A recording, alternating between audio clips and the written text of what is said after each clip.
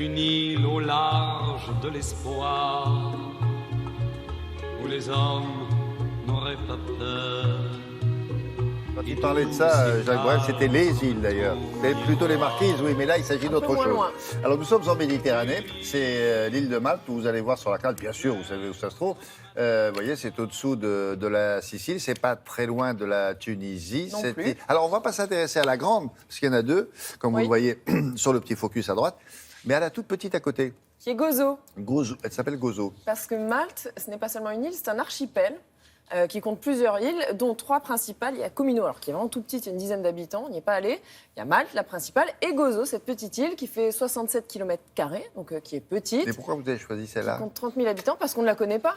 Vous connaissiez Gozo? Non. Oui, vous sûrement, mais peu de gens connaissent. Écoutez, tous les gens à qui j'en ai parlé, tout le monde me dit, mais c'est où Gozo? Alors, c'est quoi Gozo? deux choses. Et c'est très intéressant. Pourquoi dans les villes qu'on voit là sur Gozo, remontrez-nous là, je ne sais pas si vous lisez, il y a marqué Victoria, puis il y a marqué Rabat. Rabat comme la ville marocaine, et Victoria comme la reine d'Angleterre. Oui. Alors aujourd'hui c'est Rabat normalement, parce que Rabat dans traduction, je ne sais pas exactement ce que ça veut dire, mais c'est inspiré évidemment de l'arabe, parce qu'on parle arabe à Gozo. Ce serait la petite ville ou la vieille ville, quelque chose comme ça. Victoria, pourquoi? Parce que Malte et donc Gozo a été colonisée par les Anglais de 1814 à 1964, et la capitale à ce moment-là a pris le nom de la reine. D'accord. Oui, mais donc on y parle anglais aujourd'hui.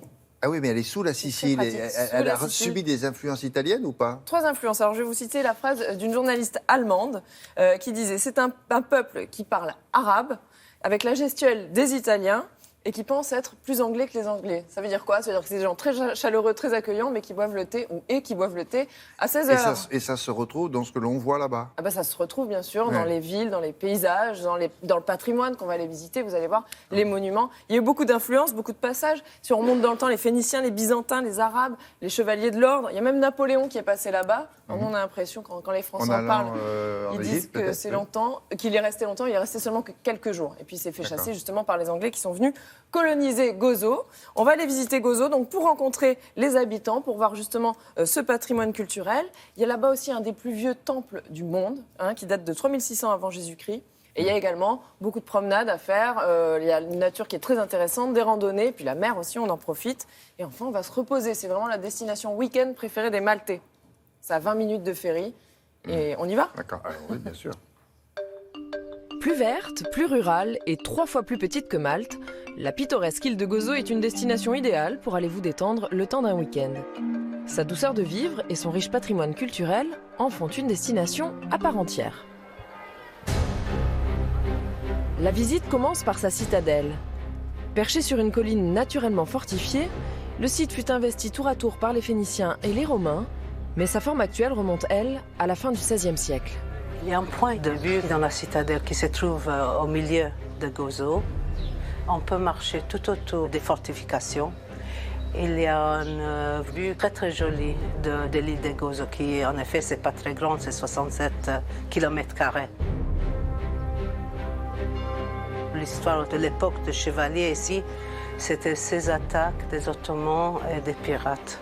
C'est pour ça qu'on trouve tellement de fortifications. Au XVIIe siècle, le calme revient en Méditerranée, la ville de Rabat, actuelle capitale, peut s'étendre tranquillement en dehors des remparts. À cette époque est construite la fascinante et somptueuse basilique Saint-Georges. Il y a de très beaux marbres dans l'église. Et puis, sous l'autel majeur, il y a un baldaquin en miniature, celui de Saint-Pierre à Rome. La religion catholique reste encore très importante sur l'île. On dit qu'il y a plus d'églises à Malte et à Gozo que de journées de l'an. Des églises et des célébrations. La plus importante de l'année est celle de Pâques. Au terme de la Semaine Sainte, tous les Gozitains se réunissent pour célébrer ensemble la résurrection de Jésus. Les processions envahissent les rues de nombreux villages, au rythme des cloches, des trompettes et des tambours. Ces fanfares sont d'ailleurs de véritables institutions, pas un village qui n'est pas la sienne. En sillonnant les petites routes de l'île, vous aurez l'occasion de traverser des paysages époustouflants, comme ces salines qui s'étendent sur 3 km et dateraient de l'époque romaine. Mais à Gozo, vous pourrez remonter encore plus loin dans le temps, jusqu'à 3600 ans avant Jésus-Christ.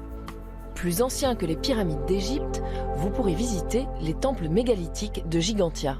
Très certainement un lieu de culte et de sacrifice, les fouilles y ont mis à jour de nombreux débris de poterie. Quand j'ai commencé à sculpter, on m'a incité à travailler sur les modèles néolithiques, en particulier le symbole de la fertilité, qui est la figure principale découverte dans les temples maltais. J'utilise la pierre de l'île que l'on considère comme la pierre nationale. Je crée des formes variées sur le thème de l'amour, du couple ou de la famille. Ce sont les messages que je fais passer. Et si vous aimez les activités en plein air, alors vous pourrez suivre de charmants sentiers lors de randonnées en bordure de falaise et admirer le travail du vent sur ces algues fossilisées aux abords de cet étonnant temple punique. Enfin, à l'approche de l'été, il vous faudra vous mouiller un peu. La réputation des plongées à Gozo n'est plus à faire. N'oubliez pas que vous êtes sur une île, vous êtes en Méditerranée. Des plages, oui, non? Un peu des petites criques, c'est pas l'endroit crique des plus plages. que plage, d'accord. Pas beaucoup d'arbres? Quelques palmiers. Oui, quelques palmiers. Une infrastructure hôtelière suffisante? Oui, très bien, très bien. Ouais. J'ai très bien dormi, merci. Merci beaucoup.